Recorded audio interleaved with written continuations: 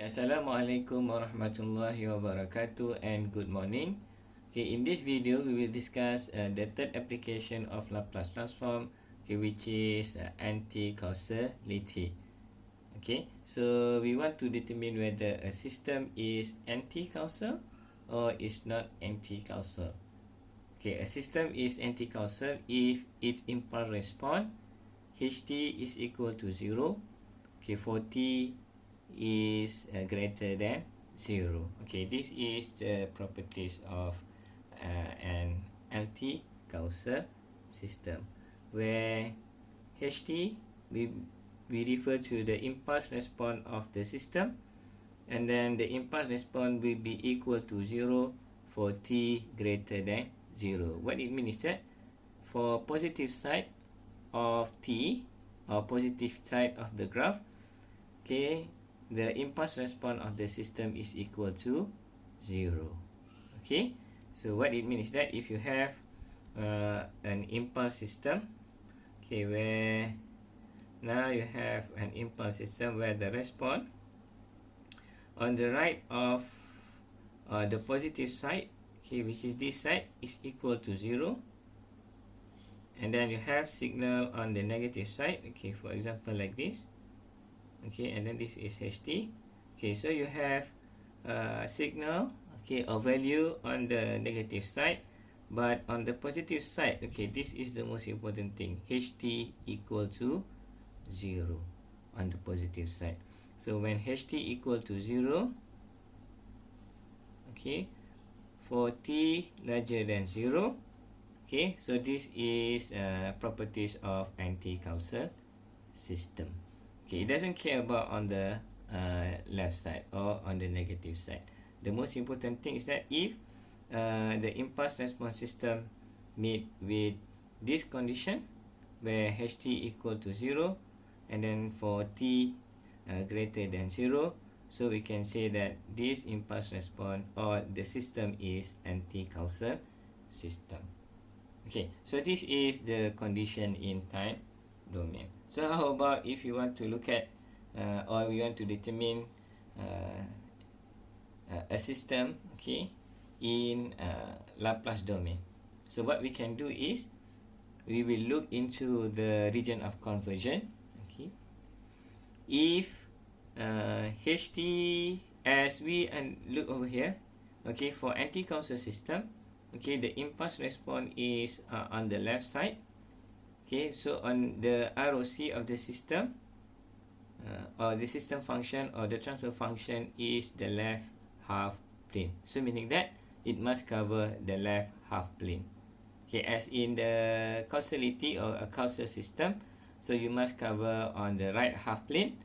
For the anti-causal system, you must cover on the left half plane.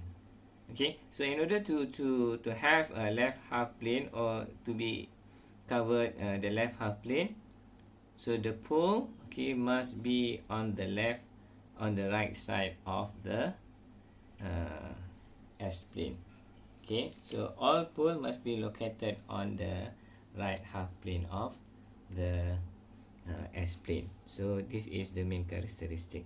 So that to cover left half plane, so all pole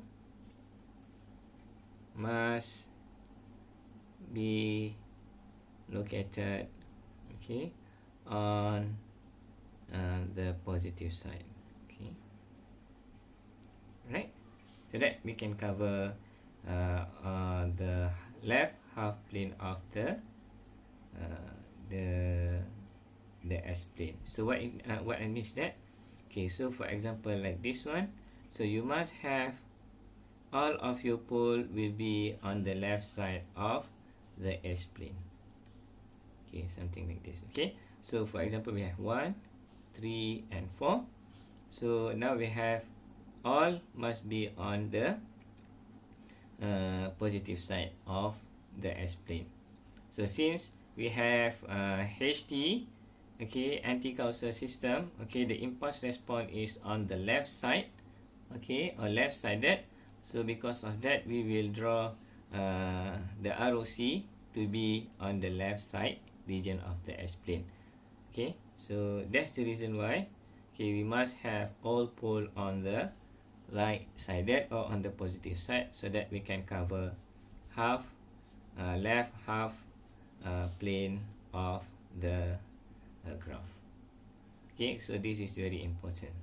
Okay, so if you don't have all pole located on the positive side, okay, for example, okay, now over here we have uh, two poles on the positive side, which is this one, and then we have one pole on the negative side, which is -2. As we have we know that for anti-Coulson system, which is the graph is left-sided, so we need to have, or we must choose the leftmost pole in this case, which is -2. Okay, which is -2, and then when we draw the region of convergence, we need to choose the left-sided. Now it's not cover the whole negative side of the S-plane. Okay, which is not cover left half plane of the graph. So because of that, this is not anti-Coulson system. Okay, this is anti-Coulson system, and then this is I can say not anti-Coulson system. Okay, so very important characteristic is that, okay, for a Coulson system, it must follow or meet these properties, or anti-Coulson system has these properties in terms of the impulse response, where ht equal to 0 for t larger than 0 or greater than 0. And then the most important thing when we look at in terms of the region on convergence in Laplace transform, okay, first we must make sure that the transfer function is rational, and then we can look the characteristic of ROC. If the left of the leftmost pole, okay, and then it cover left half plane of the S plane, so meaning that that is anti-Coulson system. Okay, very simple. Okay, so let's do one example. Okay, for example, over here we have given ht equal to exponent t u negative t, and then you need to determine transfer function of the system, and then after that determine causality of the system. Okay, if you look over here, you have ht equal to e exponent t u negative t, meaning that this is inverse of our unit step function. Okay, meaning that for ut u negative t, okay, the graph will be like this, which is on the negative side. Okay, so when you multiply with exponent t, so meaning that we just take the positive side of our exponent t. So we have over here exponent t u negative t, meaning that we take negative side, so we have over here -1, and this one is 1, and then this will go to 0. Okay, by looking at the time domain graph, okay, we can say that, okay, this is anti-Coulson system because of ht is equal to 0 for t greater than 0, which means we have t equal to 0, ht equal to 0 when t is greater than 0, which is this side. Okay, and then we have value on the negative side. Okay, based on these properties, okay, we know that the system is anti-Coulson system. Okay, so how about if you want to look at using Laplace transform? First, we need to find the transfer function of the system, which is Laplace transform for our ht. Since we have left-sided signal, so we need to use definition of Laplace transform, where our hs equal to integration from negative infinity to infinity ht exponent negative st dt, and then this will be equal to, because of we have only left-sided, so the integration, okay, the limit become from negative infinity to 0, and then this will be equal to et exponent negative st dt. Okay, this will be equal to integration from negative infinity to 0 exponent negative, okay, and then s plus negative s, this one should be minus 1 t and then dt. Okay, because this is improper integration, so what we can do is we can change, okay, we can add limit t goes to infinity, okay, t goes to infinity, okay, but we need to change this, okay, the integration, okay, where this will be from 0 to infinity, and then we have minus it, which is exponent negative s minus 1 t dt. Okay, so this will be equal to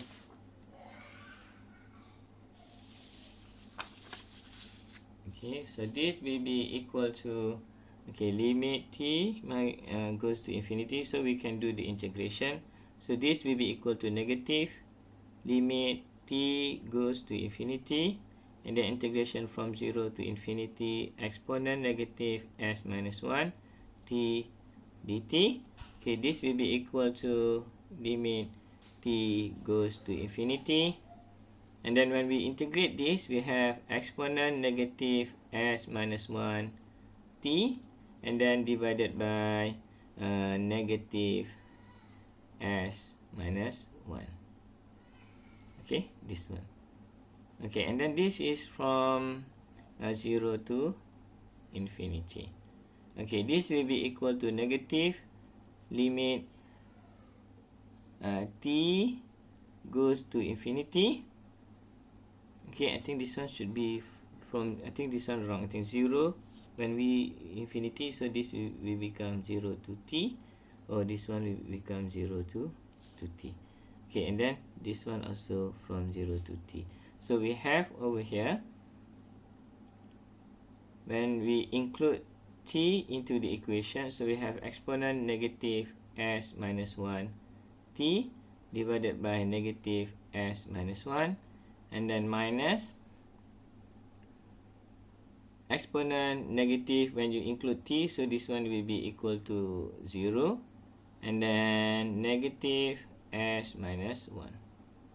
Okay, right, so this will be equal to negative limit t goes to infinity, so we have over here exponent negative s minus 1 t divided by negative s minus 1, and then this minus will become positive 1 over s minus 1. Okay, so this will be equal to, okay, so we will include t goes to infinity into the equation, so we have negative, okay, when we include t, capital T, we replace it with infinity, so this will become 0, because exponent negative infinity will be equal to 0, so we have plus 1 over s minus 1. Okay, this will be equal to negative 1 divided by s negative 1.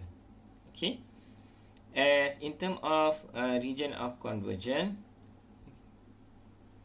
so as we know that the pole value, okay, is equal to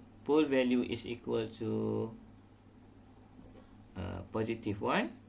Okay, so region of convergence for this case will be less than 1. Okay, positive 1, because of we have left-sided signal, so we must have less than positive 1. Okay, so we have our transfer function. Now you want to determine the causality of the system. Okay, what we need to do is just draw the S-plane. Okay, so we have 1, and then this one sigma, and then j omega.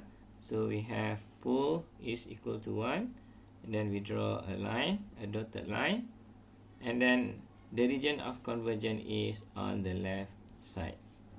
Okay, since it's cover left half of the graph, okay, which is here, So that means this is anti-causal system. Okay, alright. Hopefully, you understand how you want to determine causality of a system, anti-causality of a system, where you just need to look at in time domain. Where for anti-causal system, it has properties of ht equal to 0 for t greater than 0. In Laplace transform, the ROC must be cover left half plane of the graph. Meaning that to have this, so we must have all pole must be located on the positive side of the S-plane. Like this one.